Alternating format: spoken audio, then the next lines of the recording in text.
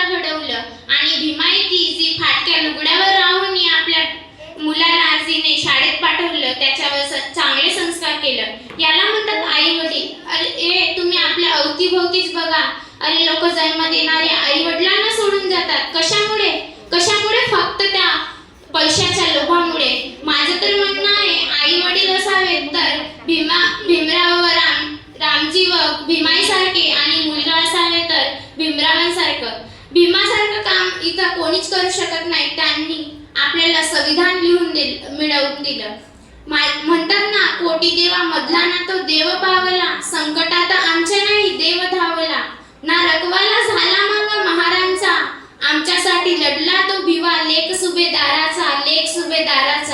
जाता जाता एवढंच बोलीन की अंधार दाटला फार आता दिवा